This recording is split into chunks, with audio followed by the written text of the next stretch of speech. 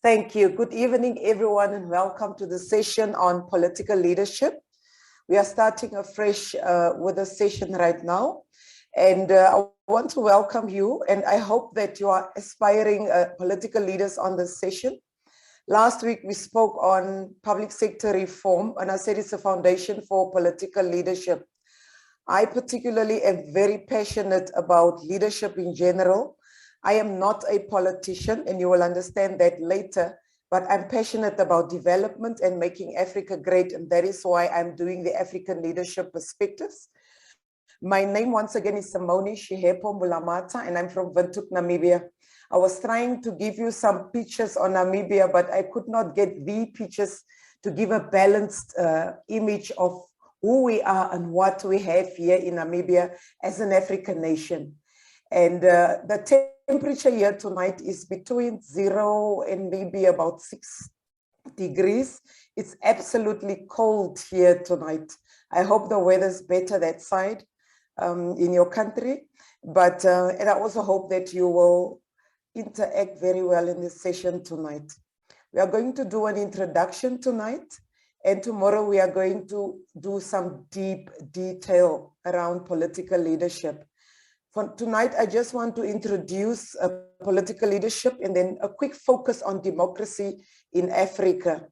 And if you are an individual that are in an office or an aspiring an office, then you can just type something in the chat box so that we can read it later. So our outline is very simple, defining politics, and then we say something about African leadership and democracy. And tonight, as I said, I will just speak to you.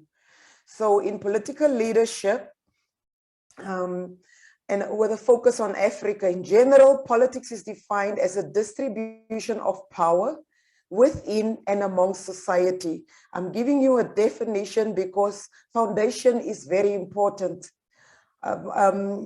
Politics also speaks of the exercise of power, the exercise of authority, and the making of collective decisions, the allocation of scarce resources, and the the practice of deception and manipulation. This is a definition of politics, but I do not agree with all the definitions. But as individuals here, you may look at everything here and you can decide. Because in my definition of politics, it's not allocation of scarce resources, it is allocation of resources, and you will understand later. There are different definitions or different contexts. If you look at it in governance or in government, the definition says politics comes, or let me first say, politics as the art of government. Some definition speaks of politics as the art, but the art of government, how governance is taking place. Now, the word politics comes from the Greek word polis, like we speak of policy, meaning everything that concerns a city or a state. So politics can be defined as the study of a state or the way a state is run. It aims at purposes, the institutions by which those are going to be realized, its relations and its individual members, and with other states, underlining with other states. In other words, our relations, our external relations as well. It is also defined as the study of the government, a collection of officers who make or interpret and enforce rules for the whole community. Now remember, I want us to underline, I said earlier, issues around power, but I also said issues around authority. There is a difference between power and authority. And as individuals that want to understand politics, you need to understand the difference between power and authority. Another definition of politics speaks of politics being looked as public affairs. The public sector then being regarded as political, where we say the private sector is considered as non-political. I don't know what it's like in your country, but in my country, they're looking at private sector as non-political. What this definition is saying is politics is essentially a public activity and it does not take place in private sphere of life. It does not have a right to infringe upon private affairs and private institutions. And where that is said, that is run in such a manner. But if you look at public and private, you can determine for yourself, because in our nations, we have what we call parastatals or state-owned enterprises, where there's a corporate component and there is a government component. And we are going to look at that as well. And then politics can also be looked at, or is also looked and defined in the context of conflict resolution. Some political scientists see conflict as the essence of politics. What are we saying? They see politics as a particular means of abolishing conflict by compromise, by conciliation, by negotiation, and rather than through force, so that people can live in a reasonable harmony with one another. The art, they said, is the art of finding peaceful resolutions to conflict through compromise and the building of consensus. And that is why I said earlier, they see conflict as the essence of politics. Why do they see conflict as the essence of politics? Because we're looking at individuals that are being governed from different backgrounds, different cultures, different needs, different thoughts, different desires, and they have a common goal. But because they are coming from so many different angles, the angles within itself speaks of conflict. There are conflicting positions, conflicting thoughts and ideas, conflicting cultures. And in order for us to supply and to lead and to guide and to provide for such groups, we need to address conflicts. And that is why we say the presence of conflict is the essence of the politics. And that these are some of the definitions of politics.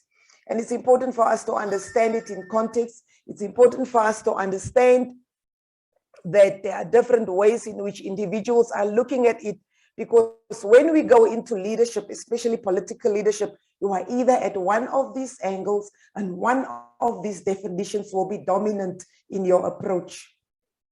Politics as power is another contextualized definition of politics. Politics occurs, this definition speaks of politics occurs when there are differentials in power. This suggests that any social relationship which involves power differentials is political. You know, we have this tendency of saying that there's too much politics in office. It's simply the differentials, the power differentials that we want to refer to. In my country, if we leave the public sector because of issues around what is happening and we go to private sector, we use the term, there is too much politics. So what we are saying is political relationships would extend from wherever we are at, from homes, parents assigning domestic chores to their children, to teachers enforcing discipline in the classroom, from a manager in an office with rules and regulations, but also a general ordering troops into battle. So this is a sociological description of politics as power. What are we saying? We are saying power is the ability to make another person or other people to do whatever you want them to do, either by threat or by sanctions or through manipulation. So politics is in essence power. That is what this definition of politics is saying. The ability to achieve a desired outcome through whatever means. We said either through threat or sanctions or through manipulation.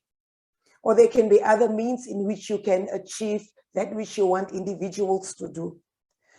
Politics is the defining characteristics of all human groups. What we are saying is politics does not only take place within institutions of the state, but also occurs in the private sphere of life. Now, remember earlier we said some people say it is the art of studying governance or of governance issues, but now we are bringing it back home. So what are we saying? We are saying that every everything we do, every step we take, whatever we do involves politics. So that in a nutshell, just around the definition of politics, to give you just a quick definition of politics. Now, understanding politics. I've put here a picture of a young person looking at Africa, and I just imagine the view this individual has of Africa. And based upon that, I was looking at different opinions of different people. One of the issues that we learn from the definitions, the few I've given to you, there are millions and billions of definitions, but the few I've given unto you this evening is telling you that my definition of politics could be based upon my experience of politics at a particular point in time.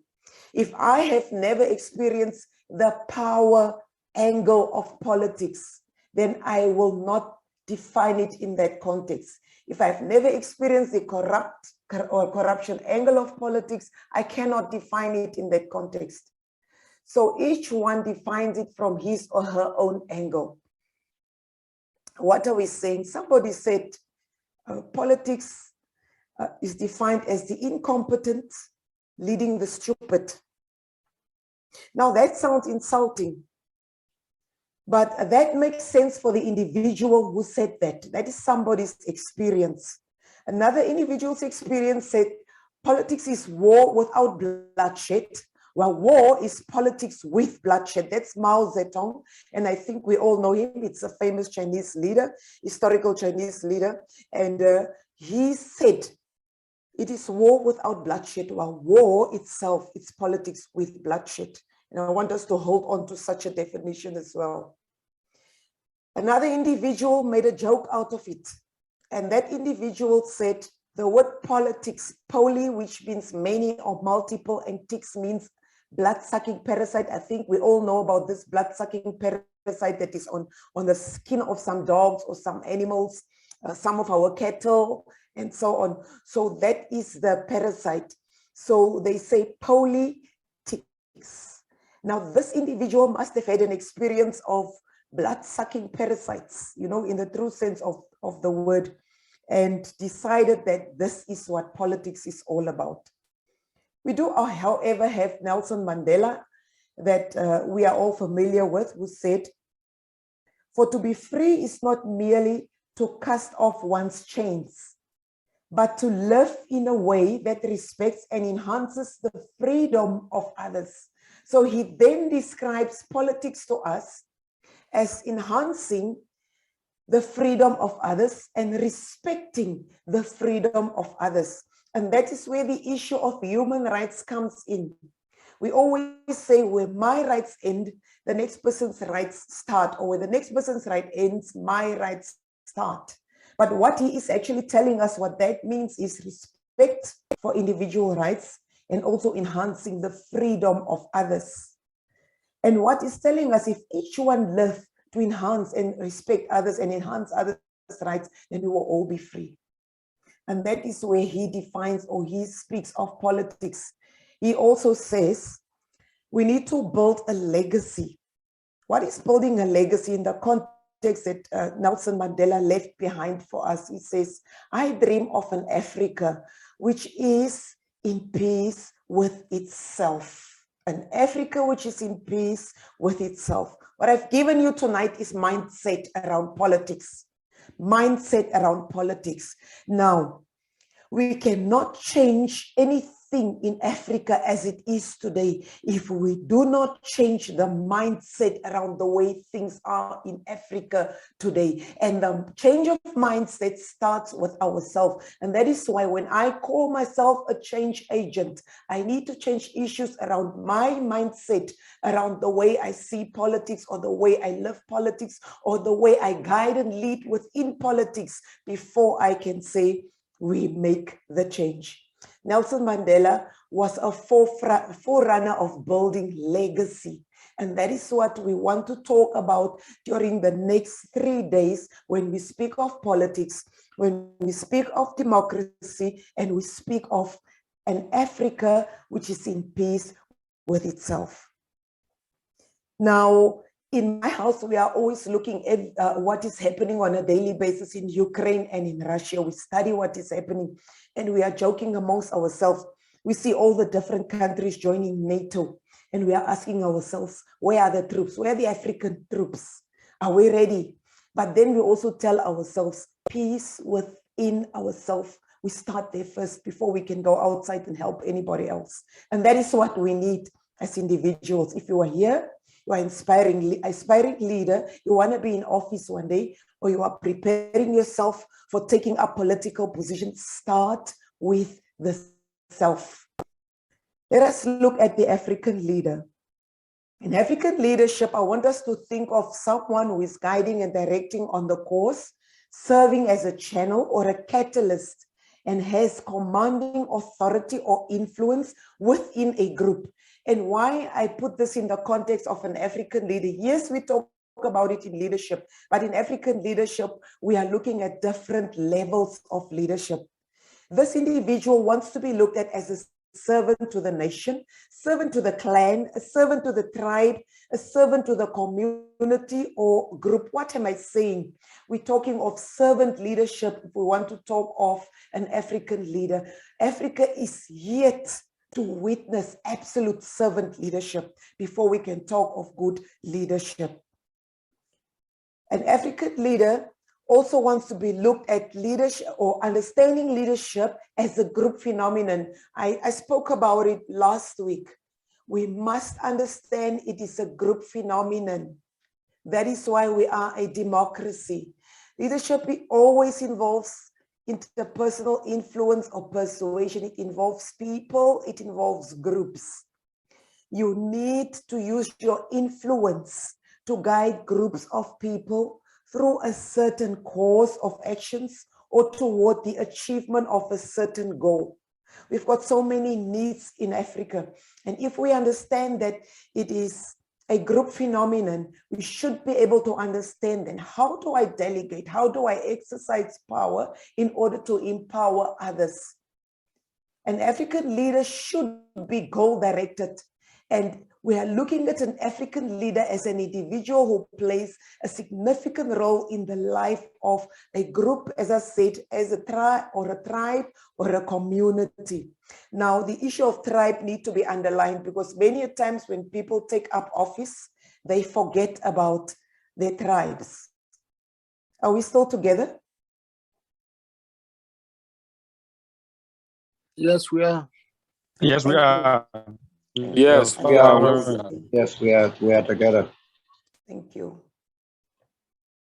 Now, to continue with African leadership, what am I saying? Without effective leadership, Africa will never be able to overcome its challenges or achieve its full potential and protect itself from environmental and human exploitation. We are experiencing so much exploitation, human exploitation, environmental exploitation, and we have so much potential. But we have so many challenges that we need to overcome. And I believe we are all sitting here as leaders or prospective leaders of Africa in whichever area you are operating with a sentiment of addressing these issues in different angles. Democracy in Africa. I want to speak about democracy in Africa. Most African countries have failed democracy. Now, if we can, we need to change the face of democracy in Africa.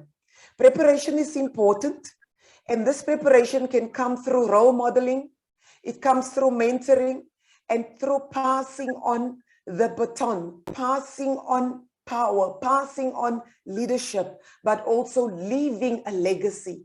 Now, passing on and leaving a legacy does not start when you end a term. It starts when you prepare for wherever you are going. Where you are at, whatever you are doing, you should also include, how am I going to pass on power? How am I going to pass on skills and knowledge? How am I going to pass on potential? How am I going to pass on whatever I have? And how do I want to leave a legacy?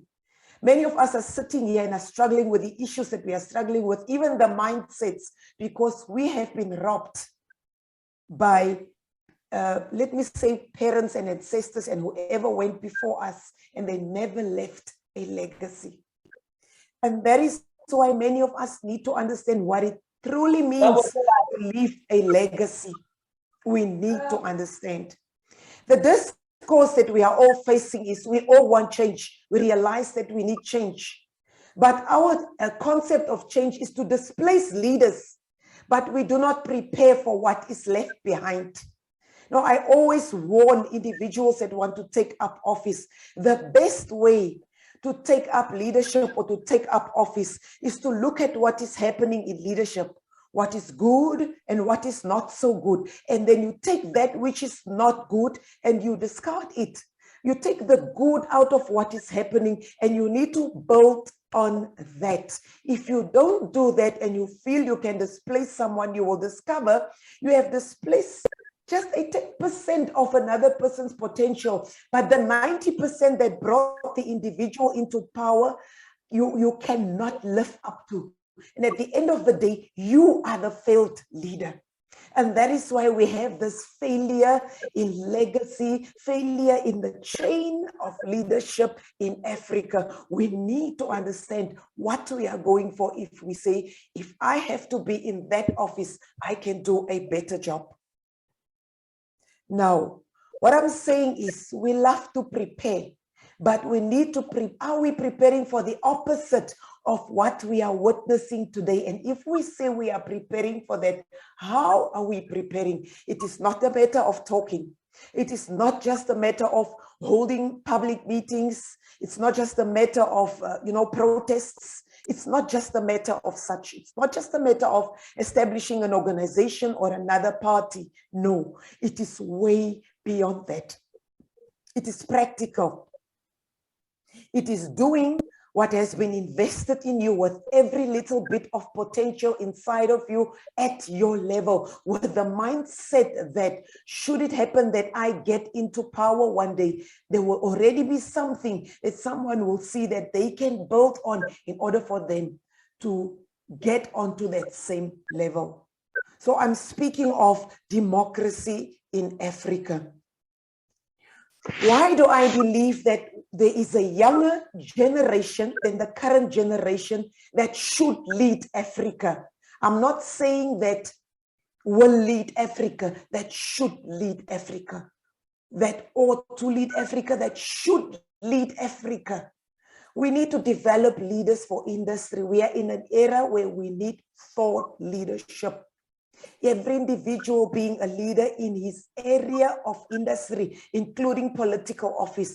The reason why political office bearers fail, they only look at politics. And I want you to understand, do not only look at policy, how policy works and how to sit in office. Now to drive those Bentleys that they are driving and whatever cars are there. No, it's beyond that. Within you is something that will drive you to run the mining industry in your nation, to run the agriculture industry in your nation, to run the energy sector in your nation. And that is where the thought leadership comes in. So you take that thought leadership knowledge and skill and savvy that you have, and you combine it with the political knowledge, the political insight that you have, and you combine it with your leadership knowledge and skills that you get in a course like this, and then you can say, you can now start planning step by step as a young person. And why am I saying young people? I'm referring to young people in terms of age,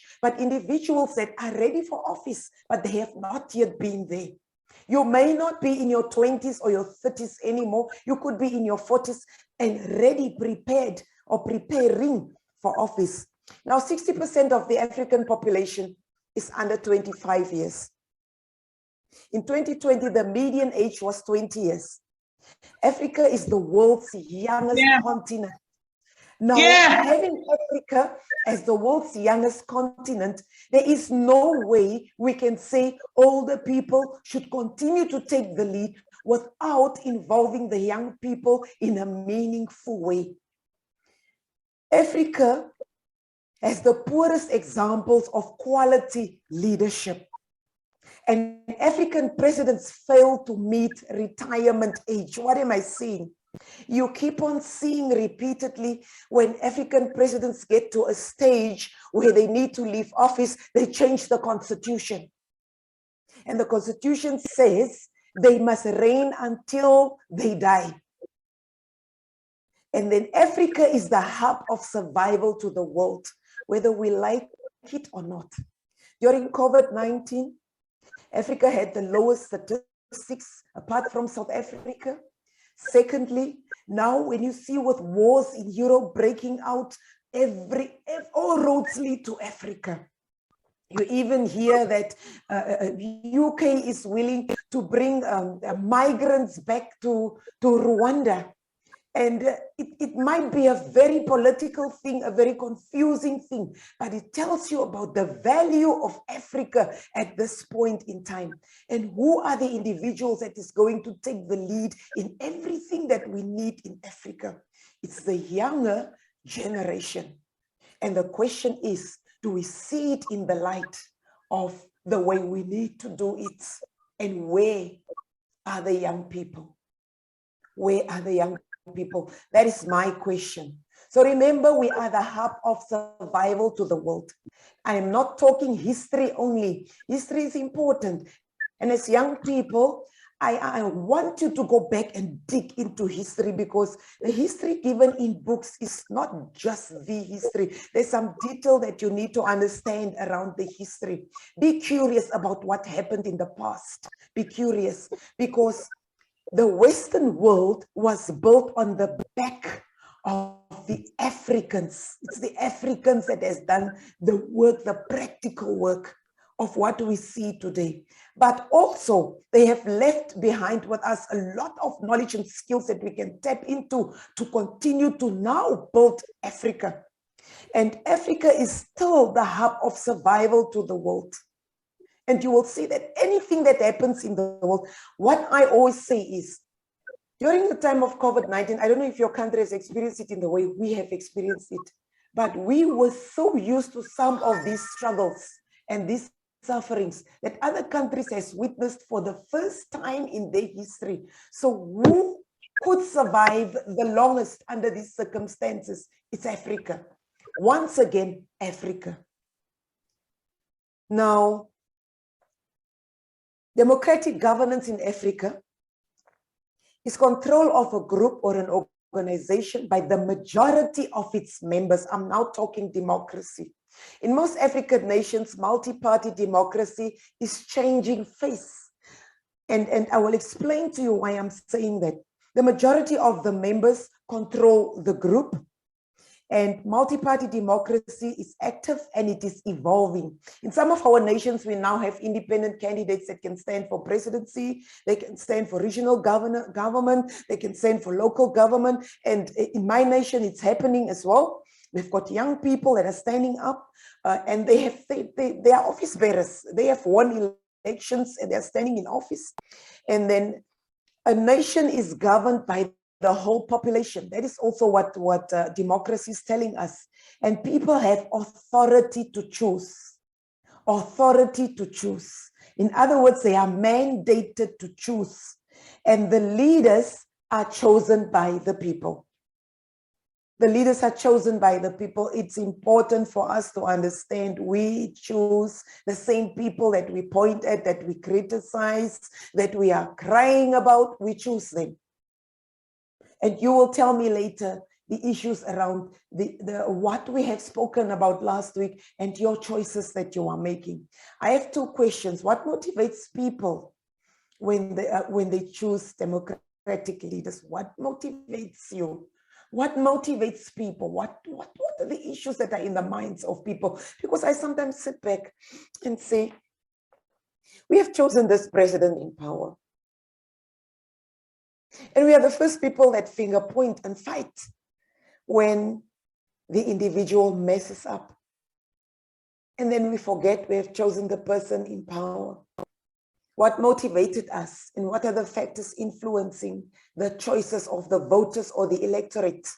What are the factors influencing the choices of the voters or the electorate. I remember the first time when we got voting rights in our country, I decided that I will go and sign up for voter education. I want to understand how the process is working. And I went in and I decided the area with which I am working, or the environment or the sector, I decided I will do voter education there. And one of the key issues that I've learned there, that I've seen there, is they teach you to teach an individual how to make his cross.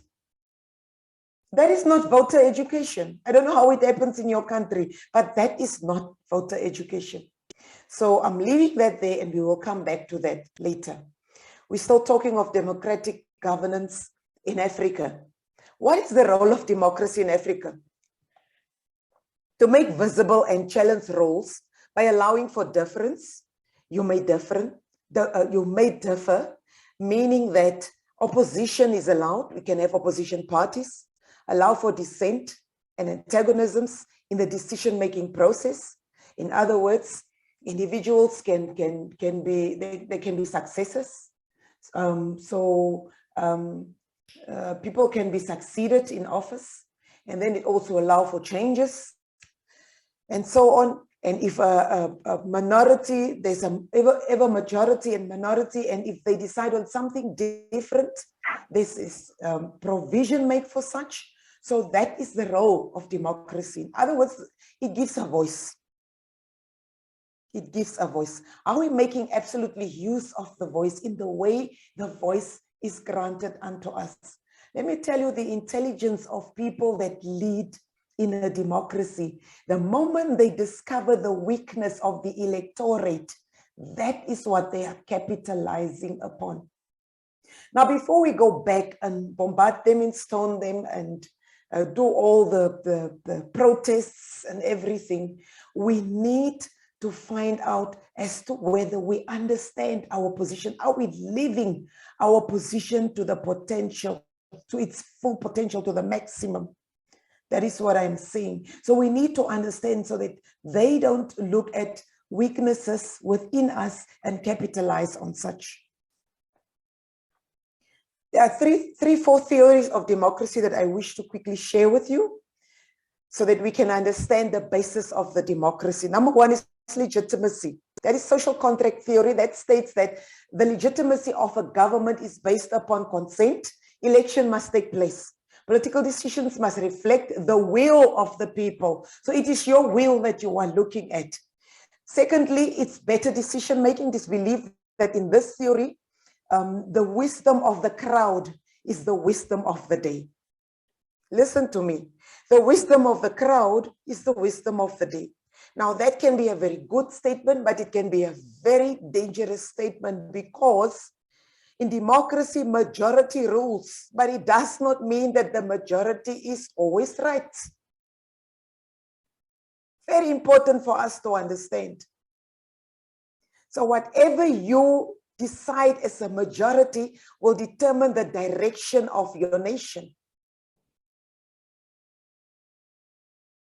The third theory is democratic peace theory. Liberal democracies do not go at war against each other.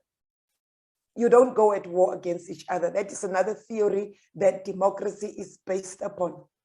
And the fourth one, economic success. Democracies are economically more successful than communist systems. And it tends to limit markets and favor monopolies at the expense of creative destruction. That is the other type of system necessary for sustained economic growth. So it's important for us to understand democracy always holds economic success. Now, lastly, just a few facts around democracy. Like I said earlier, in democracy, the loudest voice, I said, it gives you a voice. We say what's said the loudest is not necessarily correct. And I also said majority rules does not always mean the majority is right. And it also said what says the most is not necessarily true. So these are 3 facts around the majority, the democracy, which is majority rule, that I want to share with you tonight. I want to conclude again with the statement of Nelson Mandela. It says, "I dream of an Africa which is in peace with itself." Now, I'm ending there for tonight. And my question is, we're going back to the question, what motivates people when they choose democratic leaders? And my second question, what are the factors influencing the choices of voters? I'm ending here tonight. As I said, I'll be short because I'm only doing an introduction. Thank you for listening to me. And I'm handing over to anyone who has questions or anyone who has contributions. Thank you.